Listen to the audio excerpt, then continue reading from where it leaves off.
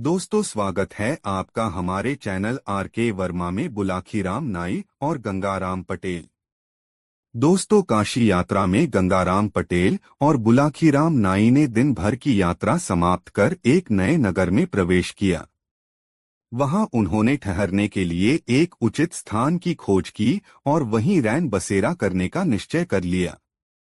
और पटेल ने बुलाखी को पैसे देकर शहर में भोजन का सामान लेने भेज दिया और स्वयं अपनी दिनचर्या को निपटाने में व्यस्त हो गए। बुलाखी इस बार भी लौटा और एक नई खबर उसके पास तैयार थी।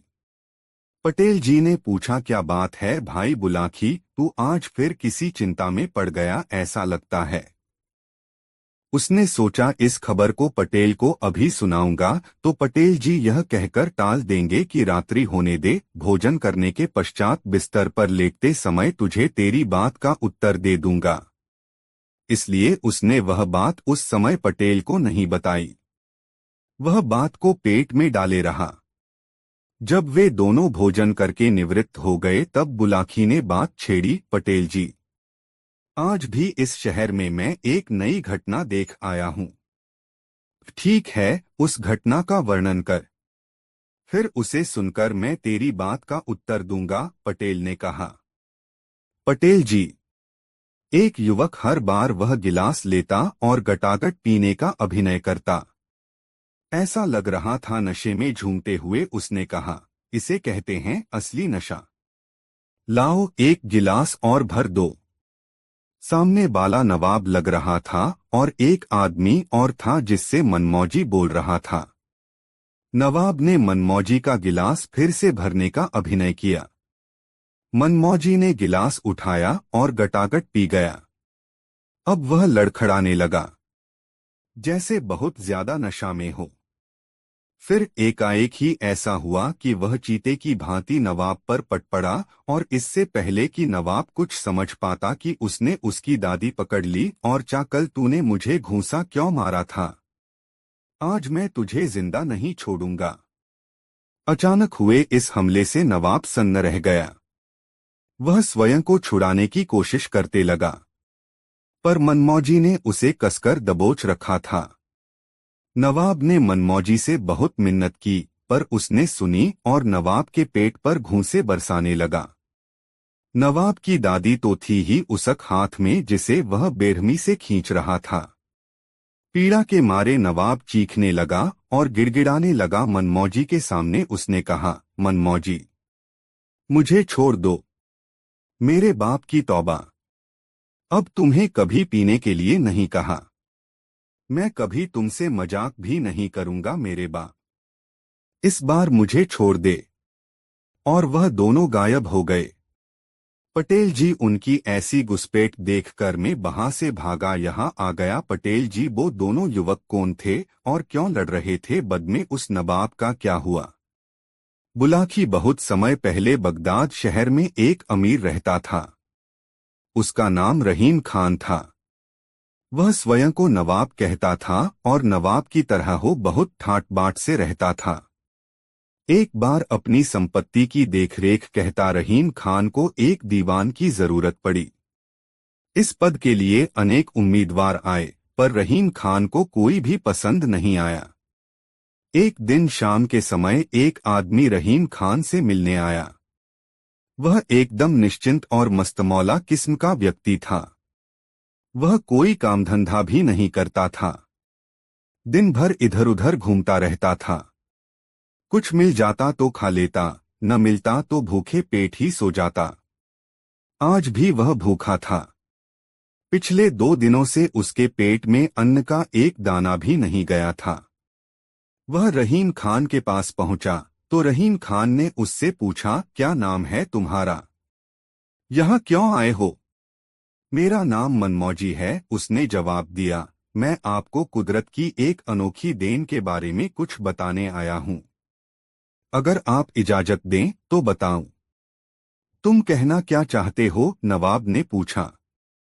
मनमौजी ने कहा, हुजूर, हर आदमी का मानना है कि आंखें कुदरत की दी हुई अनमोल देन हैं, पर मैं इसे नहीं मानता।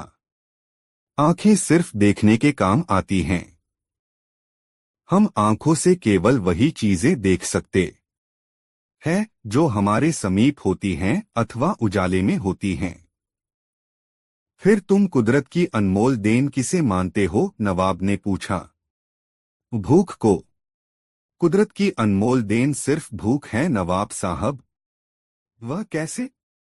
मनमौजी ने जवाब दिया, हम सिर्फ महसूस कर सकते हैं कि हमें भूख लगी है, पर हम यह नहीं जानते कि यह कैसे लगती है। भूख लगाने के लिए जिम्मेवार कौन है? जब किसी को भूख लगती है तो वह पेट भरकर खा लेता है। तब उसे लगता है कि उसकी भूख मिट गई है, लेकिन कुछ समय के बाद फिर भूख लग जाती है। जैसे ही किसी स्वादिष्ट व्यंजन पर उसकी नजर पड़ती है, उसको भूख जाग जाती है। मैं प्रकृति की इस अनमोल देन से बहुत प्रभावित हूँ। इसका सबूत यह है कि मैं पिछले 2 दिनों से भूखा हूँ। नवाब ने कहा, ताज्जुब है। तुम बगदाद में रहकर भी 2 दिनों से भूखे हो। मेरे लिए यह शर्म की बात है। आओ पहले हम खाना खा लें, फिर आराम से बातें करेंगे। मस्तमौला को लेकर नवाब एक कमरे में आ गया। नवाब ने आवाज लगाई, अरे कोई है? गर्म पानी टी ले आओ। जल्दी से मेहमान के हाथ पैर धुलाओ, फिर खाना लगाने की तैयारी करो। मनमौजी की बहुत खुशी हुई। वह गर्म पानी का इंतजार करने लगा, पर उसे कोई दिखाई नहीं दिया। कुछ समय बाद नवाब ने कहा, ली भाई, नौकर गर्म पानी रख गया है, हाथ मुंह धो लो। इतना कहते हुए नवाब अपनी जगह से उठकर हाथ धोने का अभिनय करने लगा, पर पानी नदारद था। मनमौजी साफ साफ देख रहा था। न तो वहां कोई नौकर आया था और न ही वहां पानी का कोई पात्र रखा दिखाई दे रहा था, जबकि नवाब बाकायदा हाथ थी रहा था। मनमौजी भी मनमौजी था। वह भी अपनी जगह से उठा और नवाब की तरह हाथ धोने का नाटक करने लगा। उसके बाद नवाब उसे लेकर खाने के कमरे में गया, पर वहां खाना कहीं भी दिखाई नहीं दिया। यहां भी नवाब का नाटक जारी रहा। वह खाने के लिए बैठ गया और मनमौजी से बड़े अदब के साथ अपने सामने बैठने के लिए कहा। मनमौजी की समझ में कुछ नहीं आ रहा था। वह मन ही मन सोचने लगा कि कहीं उसकी नजर तो नहीं बांध दी गई है, या फिर नवाब उसके साथ मजाक कर रहा है। तभी एकाएक ही नवाब ने चीखते हुए कहा, अरे जल्दी खाना परोसो, मेरा मेहमान 2 दिनों से भूखा है। पर मनमौजी को कोई खाना लाते हुए दिखाई नहीं दिया। कुछ देर बाद नवाब ने कहा, आओ खाना शुरू करें।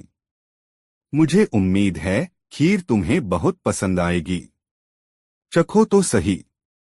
नवाब चटखारे ले लेकर खाने का अभिनय करने लगा। वाह वाह, क्या जायकेदार भोजन है। मनमौजी भी खाने में जुट गया। वह एक एक चीज चखने का अभिनय करता और तारीफ के पुल बांधता जाता।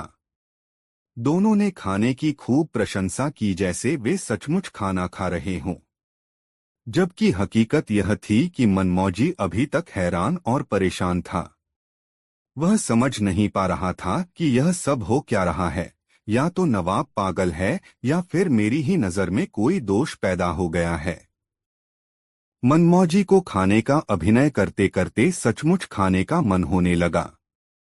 फिर भी उसने नवाब के इस नाटक में कहीं कोई कमी नहीं आने दी। उसके मुंह से खाने की प्रशंसा सुनकर नवाब बोला, यह मेरे रसोइये का कमाल है। मैंने इसे खास तौर से बसरा से बुलाया है। मैं इसे मोटी तनख्वाह देता हूँ, कभी कभी कुछ इनाम भी दे देता हूँ। अरे यह क्या? तुमने खीर को तो हाथ ही नहीं लगाया। खाओ, जल्दी जल्दी खाओ, बहुत लजीज बनी है। देखो, अगर तुम कोई चीज नहीं खाओगे तो यह समझूंगा कि यह अच्छी नहीं की है। मनमौजी ने खीर खाने का अभिनय करते हुए कहा, वाह क्या बात है। यह तो पिसनानी चिरौंजी केसर वगैरह से भरपूर है। इतनी लजीज खीर तो मैंने अपनी जिंदगी में कभी न। खीर तो सिर्फ तुम्हारा बसरा वाला रसोइया ही बना सकता है। वाह भाई, बाड़ मागच्या की भूख और ऐसा मजेदार खाना। वाह, ओफो। बसरा से खास तौर पर मंगाई गई मिठाई तो तुम्हें परोसी ही नहीं गई। अरे सुनते हो, जल्दी से बसरा की मिठाई तो ले आओ। अरे मेरी थाली तो खाली हो चुकी है। लाओ भाई, ताम्र मिठाई मुझे भी देते जाओ। वाह वाह, क्या मिठाई है। मिठाई चखने का अभिनय करते हुए बोध ने मनमौजी की ओर देखते हुए कहा, अरे भाई, तुमने तो मिठाई के टुकड़े टुकड़े कर दिए। यह मिठाई की बेइज्जती करना हुआ। समूची मिठाई मुंह में डालकर खाओ, तब मजा आएगा। अच्छा, मनमौजी ने समूची मिठाई मुंह में डालने का अभिनय किया। फिर मुंड चत्ता चलाकर मिठाई का रस लेने लगा। फिर उसने जी खोलकर बसरा की मिठाई की तारीफ में कसीदा गाया। आखिरकार खाने खिलाने का अभिनय खत्म हुआ। नवाब ने कहा, भाई मनमौजी, मुझे यह जानकर बहुत खुशी हुई कि खाना तुम्हें खूब पसंद आया। मेरी मेहमानवाजी में अगर कोई कसर रह जाती तो मुझे बहुत दुख होता। फिर नवाब मनमौजी को साथ लेकर एक अन्य कमरे में आ पहुंचा और बोला, खाने में तो बहुत मजा आया। कुछ पीना पिलाना हो जाए तो कैसा रहे। मेहमानों के लिए खास माल होता है मेरे यहाँ। आप जैसे रईस की बात ही निराली है, मनमौजी ने कहा, पर हुजूर, मुझे इससे दूर ही रखें तो अच्छा रहेगा। नवाब बोतल खोलकर गिलास में मदिरा डालने का अभिनय करने लगा, पर वास्तव में न वहां मदिरा की कोई बोतल थी और न गिलास ही थे। नवाब ने गिलास मनमौजी की ओर बढ़ाया, पर उसने नम्रतापूर्वक लेने से मना कर दिया। पर नवाब उस पर जोर डालता ही रहा, बस थोड़ी थोड़ी हो जाए। आखिरकार हारकर मनमौजी गिलास लेकर गटागट मदिरा पीने का अभिनय करने लगा। यह क्रम कई बार चला। हर बार वह गिलास लेता और गटागट पीने का अभिनय करता। नशे में झूमते हुए उसने कहा, इसे कहते हैं असली मंदिरा। लाओ, एक गिलास और भर दो। नवाब ने मनमौजी का गिलास फिर से भरने का अभिनय किया। मनमौजी ने गिलास उठाया और गटागट पी गया। अब वह लड़खड़ाने लगा, जैसे बहुत ज्यादा शराब पी ली हो। फिर एकाएक ही ऐसा हुआ कि वह चीते की भांति नवाब पर पट पड़ा और इससे पहले कि नवाब कुछ समझ पाता कि उसने उसकी दादी पकड़ ली और कल तूने मुझे घूंसा क्यों मारा था, आज मैं तुझे जिंदा नहीं छोड़ूंगा। अचानक हुए इस हमले से नवाब सन्न रह गया। यह स्वयं को छुड़ाने की कोशिश करते लगा, पर मनमौजी ने उसे कसकर दबोच रखा था। नवाब ने मनमौजी से बहुत मिन्नत की, पर उसने सुनी और नवाब के पेट पर घूंसे बरसाने लगा। नवाब की दादी तो थी ही उसक हाथ में जिसे वह बेरहमी से खींच रहा था। पीड़ा के मारे नवाब चीखने लगा और गिड़गिड़ाने लगा। मनमौजी के सामने उसने कहा, मनमौजी, मुझे छोड़ दो, मेरे बाप की तौबा। अब तुम्हें कभी मंदिरा पीने के लिए नहीं कहा। मैं कभी तुमसे मजाक भी नहीं करूंगा मेरे बाप। इस बार मुझे छोड़ दे। मुझसे ही नहीं, किसी अन्य से भी भविष्य में मजाक करने की कसम खा, वरना मैं तुझे जान से मार डालूंगा। मनमौजी ने नवाब को धमकाते हुए कहा, नहीं करूंगा, पर छोड़ो तो सही। नवाब उसकी मुट्ठी से अपनी दाढ़ी छुड़ाने का प्रयत्न करते हुए चीखा। मनमौजी ने उसकी दाढ़ी छोड़ दी। नवाब छिटक कर दूर जा खड़ा हुआ। अब उसका नशा बिल्कुल उतर चुका था। फिर अपने कपड़ों की धूल झाड़ता हुआ नवाब उसके करीब आया और उसे गले लगाते हुए बोला, भाई, तू दीवान की परीक्षा में पास हुआ।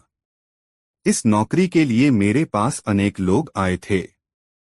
उन सभी के साथ मैंने भोजन कराने का यही स्वांग रचा था, पर अब तक कोई भी इस नाटक को अधिक समय तक बर्दाश्त न कर सका था। कई लोग मुझे पागल मानकर ही भाग चुके हैं। तुमने शराबी का कितना बढ़िया अभिनय कर दिखाया है। तुमने सिद्ध कर दिया है तुम मेरी गलतियों को हजम नहीं कर सकोगे। मेरी गलतियों पर जरूर उंगली उठाओगे। मुझे जिस तरह के दीवान की तलाश थी वह आज पूरी हुई। मुझे मेरी मर्जी का दीवान मिल गया। झूठ बिल्कुल नहीं मिला है, मनमौजी ने तपाक से जवाब दिया। क्यों? नवाब ने उससे पूछा। इसलिए कि मैं ठहरा एक लापरवाह और मनमौजी आदमी। मैं तुम्हारे यहाँ नौकरी कैसे कर सकता हूँ? मनमौजी ने जवाब दिया। नवाब ने मुस्कुराते हुए कहा, कोई बात नहीं, तुम मेरे यहाँ नौकरी न करो, पर तुम मेरे मेहमान के रूप में तो मेरे साथ रह सकते हो न। मुझे बहुत खुशी होगी। तुम जैसा सच्चा इंसान मुझे भला कहाँ मिलेगा जो निस्वार्थ भाव से सच को सच और झूठ को झूठ कहे। फिर क्षण भर रुककर नवाब ने मनमौजी के कंधे पर हाथ रखते हुए कहा, अरे मैं तो भूल ही गया था। आओ पहले हम लोग खाना तो खा लें। फिर मनमौजी और नवाब ने खुशी खुशी एक साथ बैठकर भोजन किया। उसके बाद मनमौजी नवाब के यहाँ ही रहने लगा। वह उसे नेक सलाहें देता, उसके गलत फैसलों का विरोध करता। ऐसा था मनमौजी। कहानी का समापन करते हुए गंगाराम पटेल ने बुलाकी नाई से कहा, बुलाकी राम, आज तू जिस दृश्य को देखकर आया था वह दृश्य उसी समय का था। अब बता, तेरी जिज्ञासा शांत हुई या नहीं? हो गई पटेल जी, बुलाकी बोला, आप तो जैसे अंतर्यामी हैं। सारी कहानी का खाका मेरी आंखों के सामने ऐसे नाच उठा जैसे यह घटना मेरे सामने ही घटित हुई हो। बस तो फिर अब सो जा। यह कहकर गंगाराम ने आंखें मूंद लीं। कुछ ही देर में बुलाखीराम नाई के भी खर्राटे वहां गूंजने लगे। दोस्तों, वीडियो को एक लाइक जरूर करें और कमेंट में बताएं यह कहानी आपको कैसी लगी। अगले दिन सुबह उठकर वे दोनों अपनी यात्रा पर निकल गए और दिन भर की यात्रा पूरी करके एक नए नगर में प्रवेश किया। गंगाराम पटेल ने बुलाकी नाई को कुछ पैसे देकर सामान लाने बाजार भेज दिया। बुलाकी सामान लेने जा रहा था, उसने देखा एक आदमी हक्का बक्का सा चिल्ला रहा, अरे मेरी मोहरे कहाँ गई? और फिर मर्तबान को उल्टा पलटा हाथ डालकर देखा मगर कोई मोहर न निकली। वो लुटा पिटा सा स्तब्ध खड़ा रह गया। उसकी जिंदगी भर की कमाई थी ऐसा कहने लगा। वह अपना सिरे पीट पीट कर रोने लगा। बोलने लगा, मुझे यकीन हो गया कि साहूकार ने मेरे साथ धोखेबाजों की है। और वो तुरंत साहूकार के पास जाकर उससे मर्तबान में रखी सोने की मोहरों के बारे में पूछा। और थोड़ी ही देर में वहां भीड़ इकट्ठा हो गई। बुलाकी वहां से आश्चर्यचकित हो चल दिया। रात को भोजन पश्चात पटेल जी को सारा हाल सुनाया और बोला, पटेल जी, बाद में उस गरीब के साथ क्या हुआ और वो कौन सी सोने की मोहरे की बात कर रहा था? पटेल जी बोले, बुलाकी बगदाद में अली ख्वाजा नाम का एक व्यापारी रहता था। उसकी एक छोटी सी दुकान थी। इस दुकान से जो कमाई होती अली उसी से अपना गुजारा करता था। वह बड़ा धार्मिक प्रवृत्ति और संतोषी किस्म का व्यक्ति था। अली की एक इच्छा थी कि जीवन में एक बार वह हज यात्रा करे। एक रात अली ने सपना देखा।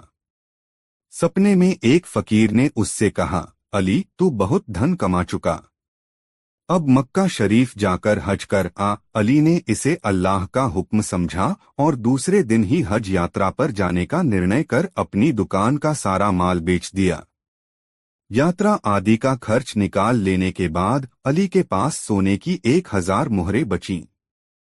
हज यात्रा में इतनी मोहरें साथ ले जाना खतरे से खाली नहीं था। उसने सोचा कि क्या करूं, यदि इन मोहरों को घर में रखकर जाता हूं तो चोरी हो जाने का डर है। आखिरकार उसे एक उपाय सूझा। उसने सोने की सारी मोहरें पीतल के एक मर्तबान में भर दीं। फिर उसके ऊपर अखरोट भरकर मर्तबान का ढक्कन अच्छी तरह बंद कर दिया। अली के घर के पास ही उसका एक मित्र रहता था जो साहूकारी का धंधा करता था। उसकी ईमानदारी के भी काफी चर्चे थे। अली ने अपना मर्तबान उसके पास ही रख जाना मुनासिब समझा। वह अखरोट का मर्तबान लेकर साहूकार मित्र के घर जा पहुंचा। उसने कहा, दोस्त, मैं हज यात्रा पर मक्का शरीफ जा रहा हूं। वहां से लौटने में मुझे कुछ वक्त तो लगेगा ही। मेरे पास अखरोट से भरा एक मर्तबान है। इसे मैं तुम्हारे पास छोड़कर जा रहा हूं। इसे संभाल कर रखना। जब मैं वापस आऊंगा तब इसे ले जाऊंगा। अरे भाई अली, इसे अपना ही घर समझो और यह लो चाबी। साहूकार ने अली को अपने गोदाम की चाबी देते हुए कहा, तुम खुद ही गोदाम में जाकर अपने हाथों जहां चाहो वहां अपना मर्तबान रख आओ और निश्चिंत होकर हज यात्रा पर जाओ। अल्लाह ताला से हमारे लिए भी दुआ करना। यह सुनकर अली बेहद खुश हुआ। उसने साहूकार से चाबी ली और मर्तबान स्वयं अपने हाथों गोदाम में रखाया। फिर वह बाजार गया और एक ऊंट किराए पर लेकर हज करने निकल पड़ा। इस प्रकार अली को गए 7 वर्ष बीत गए। इस बीच वह मक्का, मदीना, मिस्र, दमिश्क, यरूशलेम आदि विभिन्न तीर्थों की यात्रा करता रहा और अब तो वह वापस अपने मुल्क की ओर आ रहा था। उधर एक दिन साहूकार को अचानक कुछ अखरोटों को जरूरत पड़ गई। रात का समय था। उस समय भला अखरोट कहाँ मिलते। मगर अचानक उसे अपने गोदाम में रखे अली के अखरोटों के मर्तबान की याद आई। उसने सोचा, क्यों न उसी मर्तबान में से कुछ अखरोट ले लिए जाएं। साहूकार अखरोट लेने के लिए गोदाम में गया। उसने अली का मर्तबान खोला तो देखा कि अखरोट सड़ गए हैं। इसलिए उसने मर्तबान उलट दिया। तब अखरोट के साथ साथ मर्तबान में रखी सोने की मोहरें भी निकलकर प्याले में गिर पड़ी। ये नजारा देखकर साहूकार की आंखें फट पड़ी। 166 1000 सोने की मोहरें एक बड़ी रकम थी। उन्हें देखकर साहूकार की नीयत बिगड़ गई। उसने सोचा, अली को हज यात्रा पर गए 7 साल हो चुके हैं, मगर वह अब तक लौटकर नहीं आया। हो सकता है वह मर ही गया हो। मगर यदि जिंदा भी हुआ तो भी क्या हुआ, वह मेरे पास अखरोटों से भरा मर्तबान रख गया था और वापस आने पर मैं उसे अखरोट से भरा मर्तबान वापस कर दूंगा। और फिर उसने स्वयं ही तो कहा था कि मैं अखरोटों का मर्तबान रखकर जा रहा हूं। हो सकता है स्वयं उसे भी इन मोहरों का पता न हो भी तो मैं क्या करूं। अब तो यह मोहरें मैं उसे लौटाने वाला नहीं। यही सोचकर साहूकार ने अपने घर में एक गड्ढा खोदा और सारी मोहरें उसमें गाड़ दो। तत्पश्चात उसने बाजार से नए अखरोट लाकर मर्तबान में पुराने अखरोट के ऊपर भर दिए तथा पहले की तरह ही मर्तबान का ढक्कन बंद करके उसे गोदाम में उसी जगह रख दिया जहां अली अपने हाथों से मर्तबान रख गया था। इस घटना को बीते अभी 1 हफ्ता भी नहीं गुजरा था कि अली हज यात्रा पूरी कर वापस अपने शहर आ पहुंचा। आते ही सबसे पहले उसने अपने घर व दुकान की साफ सफाई की। इसके बाद वह साहूकार से मिलने उसके घर गया।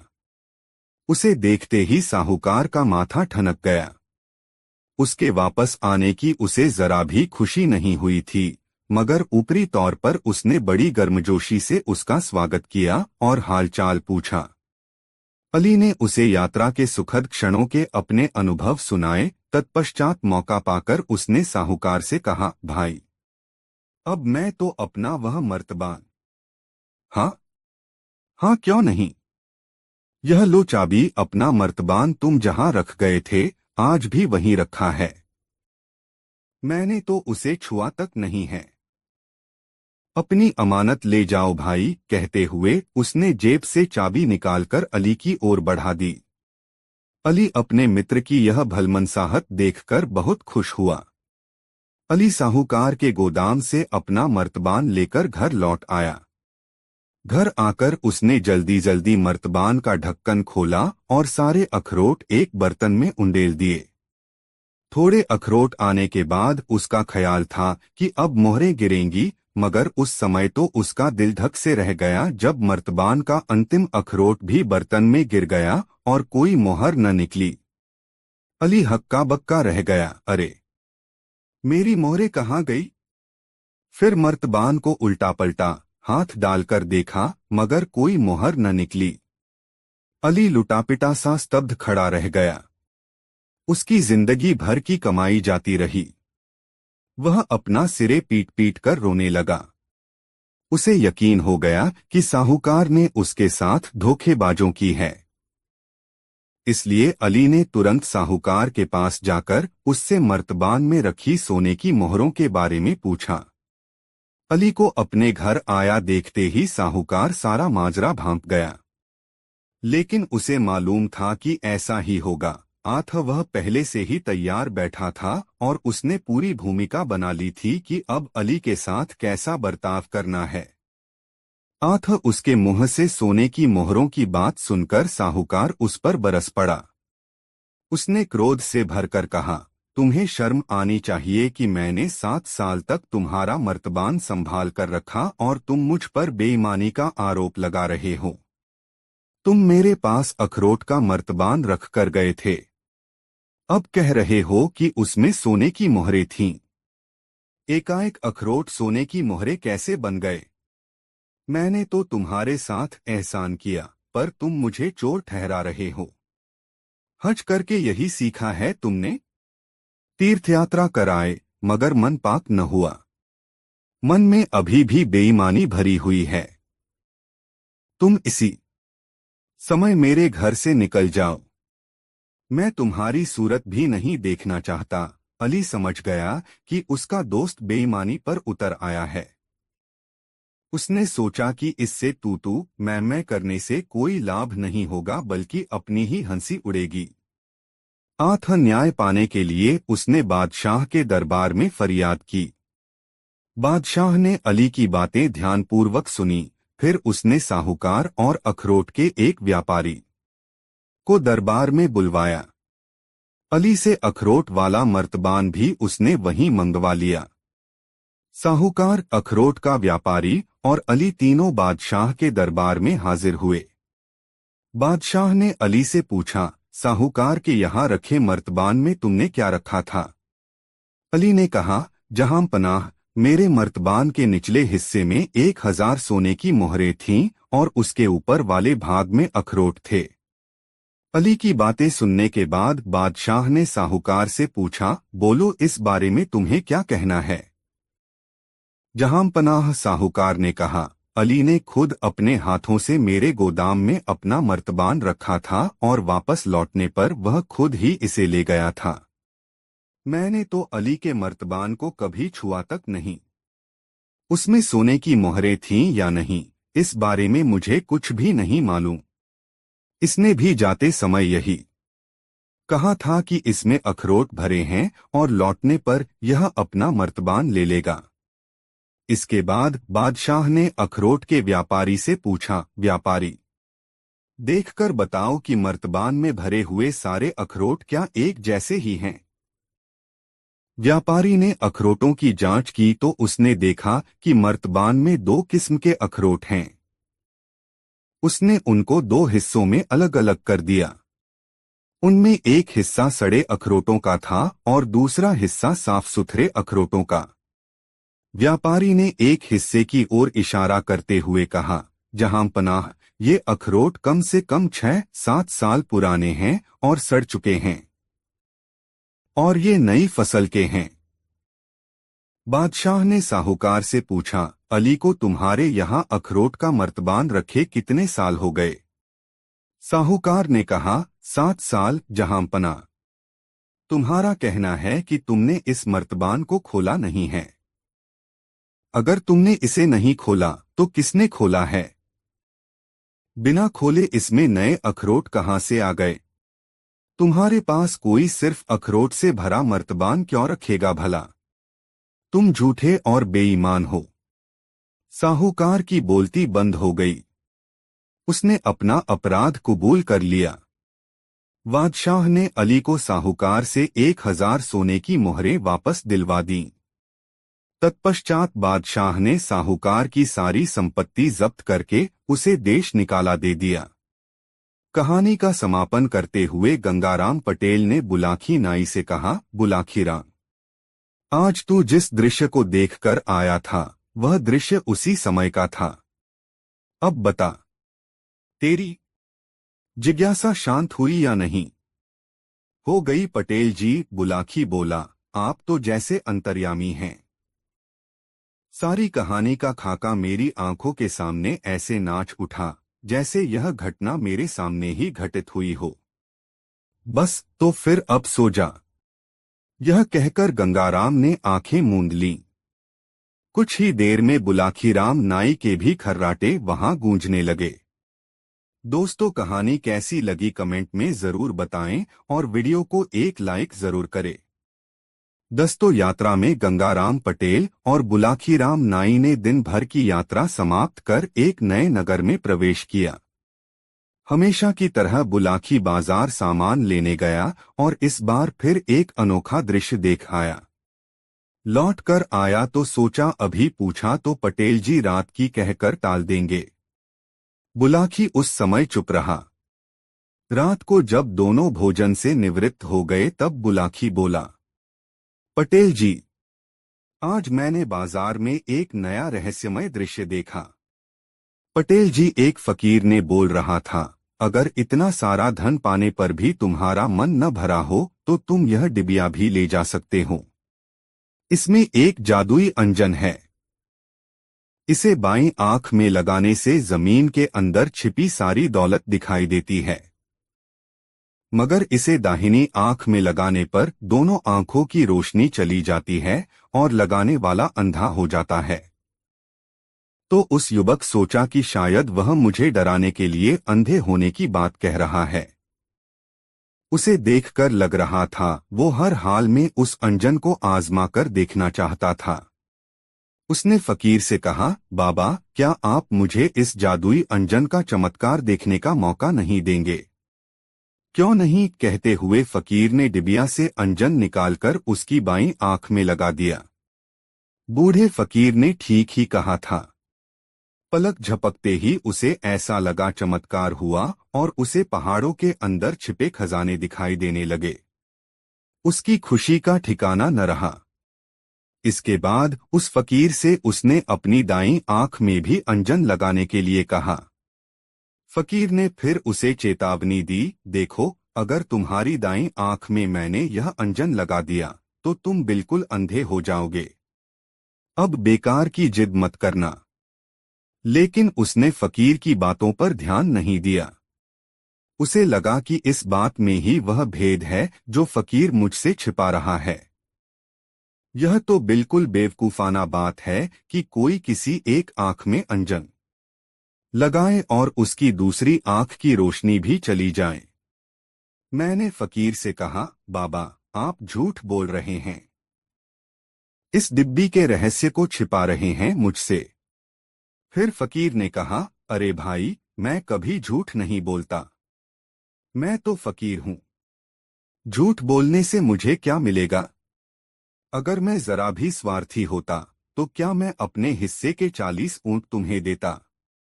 मैं तो तुम्हारे भले के लिए ही कह रहा हूं। देखो, लालच इंसान को ले डूबता है। व्यक्ति की तृष्णा कभी नहीं मरती। मेरी बात मानो और वापस चले जाओ। पटेल जी, उनकी इतनी बात सुनकर मैं वहां से आ गया। आगे क्या? उस युवक ने खजाना निकाला या वो अंधा हो गया? पटेल जी, क्या हुआ उसका मुझे बताइए। बुलाकी यहाँ से 18 कोस दूर बगदाद शहर में एक अंधा भिखारी रहता था। वह सड़क के किनारे बैठा आने जाने वालों से भीख मांगा करता था और दान देने वाले से प्रार्थना करता था कि वह उसके गाल पर एक तमाचा भी मारे। अधिकांश लोग उसे पागल समझकर आगे बढ़ जाते थे। आज तक किसी ने भी यह जानने की कोशिश नहीं की कि वह ऐसा क्यों करता है। आखिर थप्पड़ खाने का राज क्या है? एक दिन एक दयालु आदमी उसकी पुकार सुनकर उसके पास गया और उसकी हथेली पर सोने की एक मुहर रख दी। अंधा भिखारी बोला, हे दानी, खुदा तुम्हारा भला करेगा। अब आप जरा मेरे गाल पर एक तमाचा भी मार दो। यह सुनकर उस दयालु आदमी को बहुत अचरज हुआ। यह आदमी था बगदाद का बादशाह हारून रशीद। वह व्यापारी के रूप में भेष बदलकर अपनी प्रजा का हालचाल जानने के लिए निकला था। बादशाह अक्सर ऐसा करता था। वह किसी भी व्यक्ति का रूप बदलकर खामोशी से महल से निकलता और प्रजा का हाल जानने की कोशिश करता। इस प्रकार वह अपने आप को प्रजा के काफी करीब महसूस करता था और प्रजा में भी इसी कारण सुख शांति थी। बादशाह इस प्रकार बिना किसी के कुछ बताए ही प्रजा का दुख समझकर उन्हें दूर करता रहता था। बादशाह को न चाहते हुए भी अंधे भिखारी के आग्रह पर उसके गाल पर एक तमाचा लगाना पड़ा।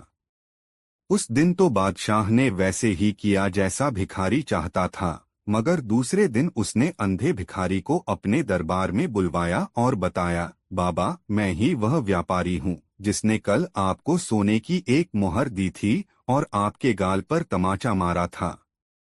अब आप मुझे यह बताइए कि भौंक देने वाले से आप अपने गाल पर तमाचा मारने के लिए क्यों कहते हैं? बिना झिझक साफ साफ बताइए। मैं कोशिश करूंगा कि आपकी परेशानी दूर कर सकूं। यह सुनकर अंधे भिखारी की आंखें भर आईं। उसके चेहरे पर पीड़ा और पश्चाताप के भाव उभर आए। वह पुराने दिनों की याद में खो गया। बादशाह ने उसे फिर दिलासा दिया और हमदर्दी जताई तो बड़े ही दुखी स्वर में वह अपनी दर्दभरी दास्तान सुनाने लगा। जहांपनाह, काफी समय पहले की बात है। मैं इस शहर का एक बड़ा व्यापारी था। मेरे पास मेरे पिता से मिली अकूत संपत्ति थी। अपनी मेहनत और बुद्धिमानी से मैंने उस संपत्ति में खूब इजाफा किया। मेरे पास 80 ऊंट थे। एक बार मैं अपने ऊंटों पर माल लादकर बसरा गया। बसरा में सारा माल बेचकर मैं बगदाद लौट रहा था कि रास्ते में मुझे एक फकीर मिला। उसने मुझसे कहा, यहाँ से कुछ दूर पहाड़ी में एक गुफा है। उस गुफा में बहुत बड़ा खजाना छिपा हुआ है। उसमें इतनी संपत्ति है कि वह 800 ऊंटों पर ढोने पर भी खत्म नहीं होगी। उसमें हीरे मोती, जवाहरात, नीलम, पन्ना और सोने की बेहिसाब मोहरें भरी पड़ी हैं। मैंने फकीर से पूछा कि वह मुझसे क्या चाहता है। तब उस फकीर ने कहा, यदि तुम मुझे 40 ऊंट दो तो मैं तुम्हें उस खजाने तक से जा सकता हूँ। 40 ऊंटों पर तुम अपने लिए खजाना लाद लेना और 40 ऊंटों पर मैं अपने लिए खजाना लाद लूंगा। 40 ऊंटों पर तुम इतना खजाना लाद सकते हो जितना तुमने जीवन में आज तक न देखा होगा। फकीर की बात सुनकर मैं अपने आप को रोक न सका और फकीर को 40 ऊंट देने का वादा कर लिया। हम 80 ऊंट लेकर पहाड़ के पास पहुंचे। फकीर ने कुछ लकड़ियां जलाकर उस पर सुगंधित सामग्री डाली जिससे धुआं उठने लगा। तब फकीर कोई मंत्र बड़बड़ाने लगा। उसके ऐसा करते हो धुआं गायब हो गया और पहाड़ की एक चट्टान अपनी जगह से हट गई। वह उस गुफा का दरवाजा था जिसे फकीर ने अपनी मंत्र शक्ति से खोला था। फिर हम भीतर दाखिल हुए। गुफा बहुत बड़ी थी। हम सीढ़ियों से उतरकर एक तहखाने में पहुंचे। तहखाने का नजारा देखते ही मेरी आंखें फट पड़ी। वहां बेशुमार दौलत भरी पड़ी थी। तरह तरह के रत्न, मोहरें और सोने चांदी के ढेर। हमने हीरे, जवाहरात और सोने की मोहरें ठूंस ठूंस कर बोरों में भरी और बोरे ऊंटों पर लाद दिए। मेरी खुशी का ठिकाना न था। दुनिया के बड़े से बड़े बादशाह के खजाने से भी ज्यादा धन हमने बटोर लिया। धन बटोरकर हम गुफा से बाहर आ रहे थे कि फकीर की नजर लोहे की एक छोटी सी डिबिया पर पड़ी। फकीर ने वह डिबिया उठाकर अपनी जेब में डाल ली। मैंने इसके बारे में फकीर से कुछ भी नहीं पूछा। इतना बड़ा खजाना मिलने के बाद आखिर उस छोटी सी डिब्बी का महत्व ही क्या था। अपने वादे के अनुसार मुझे 40 ऊंट फकीर को देने पड़े। मैं अपने 40 ऊंटों के साथ बगदाद की ओर चल पड़ा और फकीर अपने हिस्से के 40 ऊंटों को लेकर बसरा के रास्ते पर चल दिया। अभी हम कुछ ही दूर गए थे कि मेरे मन में एक ख्याल आया। मैंने सोचा, इस फकीर ने मेरे साथ धोखा किया है। इसने मेरे 40 ऊंट मुझसे हड़प लिए। हालांकि उन ऊंटों के बदले मुझे बहुत अधिक धन मिला था, पर फकीर के पास तो इसके पहले कुछ भी नहीं था, जबकि मेरे पास अपने 80 ऊंट तो थे। अब जितना धन मेरे पास है उतना ही फकीर के पास, मगर पहले उसके पास 40 ऊंट नहीं थे। इस प्रकार उसे 40 ऊंटों का लाभ हुआ और चूंकि मेरे पास 80 ऊंट जो कि अब 40 रह गए हैं, इस प्रकार मुझे 40 ऊंटों का घाटा हुआ। यह साझेदारी तो बराबर की न हुई। किसी प्रकार इस घाटे को पूरा किया जाए। इस प्रकार मेरे मन में द्वेष और लालच की भावना घर कर गई। मैं दौड़ता हुआ फकीर के पास पहुंचा और उसे रोककर कहा, बाबा, आप तो खुदा के बंदे हैं। इतने सारे ऊंटों की देखभाल करने में आपके मन की शांति भंग हो जाएगी। इसलिए आप इनमें से 10 ऊंट मुझे दे दें। मेरा तो ख्याल था कि यह सुनकर फकीर भड़क उठेगा, मगर ऐसा कुछ भी नहीं हुआ। मेरी बात सुनकर फकीर मुस्करा उठा और मुस्कराते हुए उसने 10 ऊंट मुझे दे दिए। अब मेरे पास 50 ऊंट हो गए और फकीर के पास 30 ऊंट रह गए। फकीर का इस प्रकार मुस्कराकर मुझे 10 ऊंट दे देना मुझे अखर गया। मैंने सोचा कि जरूर इसमें कोई रहस्य है। मगर रहस्य क्या होगा? मैं अपने आप से ही तर्क वितर्क करता जा रहा था। वो फकीर आदमी है, उसे भला धन की जरूरत ही क्या है? गलती तो मैंने की है। मुझे उससे 20 ऊंट मांगने चाहिए थे। मैं फिर पलटकर फकीर के पास पहुंचा। मैंने कहा, बाबा, माफ कीजिए। मैंने सोचा कि आप अकेले जीव हैं। फिर आपको इतने सारे धन की क्या जरूरत है? इतनी सारी दौलत के जंजाल में फंसकर तो आप खुदा की इबादत करना भी भूल जाएंगे। आप मुझे 10 ऊंट और दे दें तो आपका कुछ झंझट तो कम हो। इस बार भी फकीर ने कोई हिलहुज्जत नहीं की और बोला, तुम ठीक कहते हो भाई। दौलत चीज ही ऐसी है, इंसान को इंसान नहीं रहने देती, उसकी बुद्धि हर लेती है। तुम खुशी से 10 ऊंट और ले लो। अब मेरे पास 60 ऊंट हो गए और फकीर के पास 20 ऊंट रह गए। हालांकि मुझे 60 ऊंटों पर लदा धन मिल चुका था, फिर भी मुझे संतोष न हुआ। मेरा लालच बढ़ता ही जा रहा था। मैंने फकीर से 10 ऊंट और हथिया लेने की सोची। मैं एक बार फिर दौड़ता हुआ फकीर के पास पहुंचा और बोला, बाबा, आपकी त्याग भावना देखकर मेरा मन श्रद्धा से भर उठा है। मैंने सोचा कि आप जैसे खुदा के बंदे को संसार के मायाजाल से दूर ही रहना चाहिए।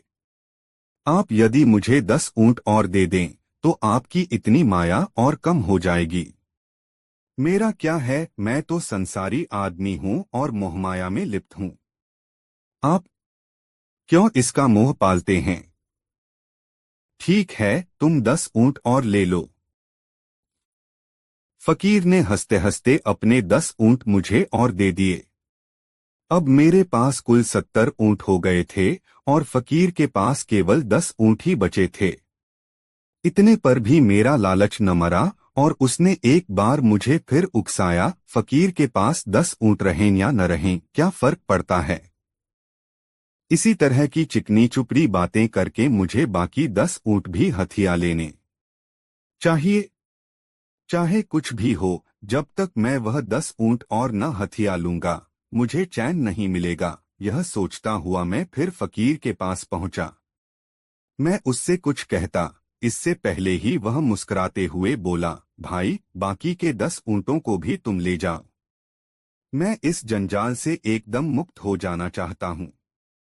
मुझ फकीर को तो धन दौलत से दूर ही रहना चाहिए। मेरा ख्याल है तुम भी मुझे यही सलाह देने आए हो। हाँ हाँ मेरे बुजुर्गवार, हाँ, मैं सचमुच आपको यही राय देने आया हूँ। आप सचमुच अल्लाह के नेक बंदे और पहुंचे हुए फकीर हैं। सबके मन का हाल जानते हैं। उसकी बात सुनकर मेरो खुशी का ठिकाना नहीं रहा। मैंने उसके बाकी 10 ऊँट भी अपने कब्जे में कर लिए। मैं फिर रसे अपने 80 ऊँटों का मालिक बन गया। मैंने फकीर को तहे दिल से खूब धन्यवाद दिया और वहां से रवाना हो गया। तभी मेरे मन में शक का कीड़ा और कुलबुलाया। मैं ऊँटों के चक्कर में लोहे की उस छोटी सी डिबिया को बिल्कुल ही भूल गया था। मगर अब जैसे ही मेरी वो समस्या दूर हुई, वैसे ही वह डिब्बी मेरे जहन में कौंधने लगी। आखिर क्या होगा उस डिब्बी में? मैंने सोचा कि उस डिबिया में धन से भी ज्यादा कोई कीमती वस्तु होगी। इसीलिए फकीर ने मुझे उसके बारे में कुछ नहीं बताया और मेरा ध्यान उस तरफ न जाए तथा यह धन पाकर ही मैं संतोष कर लूं। शायद इसीलिए फकीर ने खुशी खुशी मुझे अपने सारे ऊँट दे दिए हैं। अब तो मैं उस डिब्बी की हकीकत जानने तथा उसे हथियाने को बेचैन हो गया। मैं फौरन फकीर के पास जा पहुंचा और उससे डिबिया के रहस्य के बारे में बताने के लिए प्रार्थना की। फकीर ने कहा, अगर इतना सारा धन पाने पर भी तुम्हारा मन न भरा हो तो तुम यह डिबिया भी ले जा सकते हो। इसमें एक जादुई अंजन है।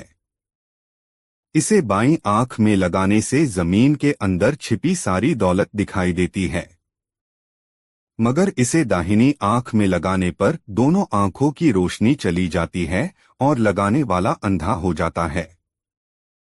मैंने सोचा कि शायद वह मुझे डराने के लिए अंधे होने की बात कह रहा है। मैं हर हाल में उस अंजन को आजमा कर देखना चाहता था। मैंने फकीर से कहा, बाबा, क्या आप मुझे इस जादुई अंजन का चमत्कार देखने का मौका नहीं देंगे? क्यों नहीं, कहते हुए फकीर ने डिबिया से अंजन निकालकर मेरी बाईं आंख में लगा दिया। बूढ़े फकीर ने ठीक ही कहा था। पलक झपकते ही चमत्कार हुआ और मुझे पहाड़ों के अंदर छिपे खजाने दिखाई देने लगे। मेरी खुशी का ठिकाना न रहा। इसके बाद मैंने फकीर से अपनी दाईं आंख में भी अंजन लगाने के लिए कहा। फकीर ने मुझे चेतावनी दी, देखो, अगर तुम्हारी दाईं आंख में मैंने यह अंजन लगा दिया तो तुम बिल्कुल अंधे हो जाओगे। अब बेकार की जिद मत करना। लेकिन मैंने फकीर की बातों पर ध्यान नहीं दिया। मुझे लगा कि इस बात में ही वह भेद है जो फकीर मुझसे छिपा रहा है। यह तो बिल्कुल बेवकूफाना बात है कि कोई किसी एक आंख में अंजन लगाए और उसकी दूसरी आंख की रोशनी भी चली जाए। मैंने फकीर से कहा, बाबा, आप झूठ बोल रहे हैं। इस डिब्बी के रहस्य को छिपा रहे हैं मुझसे। फकीर ने कहा, अरे भाई, मैं कभी झूठ नहीं बोलता। मैं तो फकीर हूं। झूठ बोलने से मुझे क्या मिलेगा? अगर मैं जरा भी स्वार्थी होता तो क्या मैं अपने हिस्से के 40 ऊंट तुम्हें देता? मैं तो तुम्हारे भले के लिए ही कह रहा हूं। देखो, लालच इंसान को ले डूबता है। व्यक्ति की तृष्णा कभी नहीं मरती। मेरी बात मानो और वापस चले जाओ। फकीर की बातें सुनकर मुझे गुस्सा आ गया। मैंने कहा, मुझे कुछ नहीं सुनना। मैं अपना बुरा भला खुद सोच सकता हूं। मैं इतना बड़ा व्यापारी हूं, क्या मुझ में इतनी भी तमीज नहीं है कि अपना भला बुरा खुद सोच सकूं? आप मेरी दाईं आंख में अंजन लगाइए या फिर यह डिबिया मुझे दे दीजिए। मैं जिद पर अड़ गया। फकीर बेचारा क्या करता? वह तो सचमुच मेरा भला चाहता था, मगर मैं ही लालच में अंधा हो गया था और फिर न चाहते हुए भी उसे मेरी दाईं आंख में अंजन लगाना पड़ा। अंजन लगाते ही मेरी दोनों आंखों के सामने अंधेरा छा गया। मैं अंधा हो गया। मेरी घबराहट को सीमा न रही। मैं अजीब सांसत में फंस गया। मैंने चिल्लाते हुए कहा, बाबा मैं सचमुच अंधा हो गया हूं। आप फकीर हैं, खुदा के बंदे हैं, दयालु हैं, परोपकारी हैं। आप मुझ पर रहम कीजिए। मेरी आंखों की ज्योति मुझे वापस दिलवाइए बाबा। आप मुझ पर रहम कीजिए। मैं बुरी तरह रोने गिड़गिड़ाने लगा।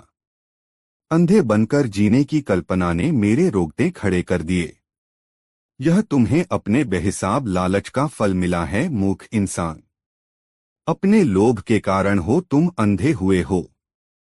तुम्हारा अंधापन दूर करने का मेरे पास कोई इलाज नहीं है। मैंने रोते हुए फकीर से कहा, अब मेरे धन का क्या होगा? मेरे ऊंटों का क्या होगा? मेरी बात सुनकर फकीर हंसा। कुछ देर हंसता रहा, फिर बोला, तुम्हारा धन और तुम्हारे ऊंट तो जिसकी तकदीर में होंगे उसे मिलेंगे, मगर तुम्हारे नसीब में तो अब जिंदगी भर पछताने के सिवा और कुछ भी नहीं बचा है। यह कहकर फकीर वहां से चला गया। धन दौलत से लदे हुए मेरे 80 ऊंट कहाँ चले गए, मुझे कुछ भी पता नहीं है। उस समय मुझे तो अपनी भी सुध नहीं थी। मैं जैसे तैसे गिरता पड़ता एक जंगल में जा पहुंचा। मैं भूख प्यास से तड़प रहा था। तभी एक दयालु व्यापारी की नजर मुझ पर पड़ी।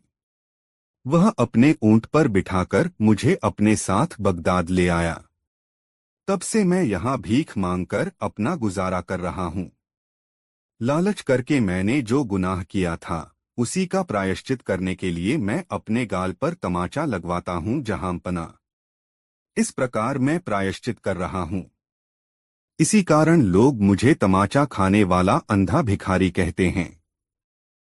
बादशाह को अंधे भिखारी की आत्मकथा सुनकर बहुत दुख हुआ। उस अंधे भिखारी पर रहम करके बादशाह ने शाही खजाने से उसके रहने और भोजन का स्थायी इंतजाम करवा दिया। नेक बादशाह हारून इससे अधिक और कर भी क्या सकता था। कहानी का समापन करते हुए गंगाराम पटेल ने बुलाकी नाई से कहा, बुलाकी राम, आज तू जिस दृश्य को देखकर आया था वह दृश्य उसी समय का था। अब बता, तेरी जिज्ञासा शांत हुई या नहीं? हो गई पटेल जी, बुलाकी बोला, आप तो जैसे अंतर्यामी हैं। सारी कहानी का खाका मेरी आंखों के सामने ऐसे नाच उठा जैसे यह घटना मेरे सामने ही घटित हुई हो। बस तो फिर अब सो जा। यह कहकर गंगाराम ने आंखें मूंद लीं। कुछ ही देर में बुलाखीराम नाई के भी खर्राटे वहां गूंजने लगे। दोस्तों, गंगाराम पटेल और बुलाखीराम नाई की यह मजेदार कहानी आपको कैसी लगी कमेंट बॉक्स में जरूर बताएं। ऐसी और नई मजेदार कहानी सुनने के लिए हमारे चैनल आरके वर्मा को सब्सक्राइब जरूर कर लें और यह वीडियो अपने मित्रों के साथ जरूर शेयर करें। वीडियो देखने के लिए धन्यवाद।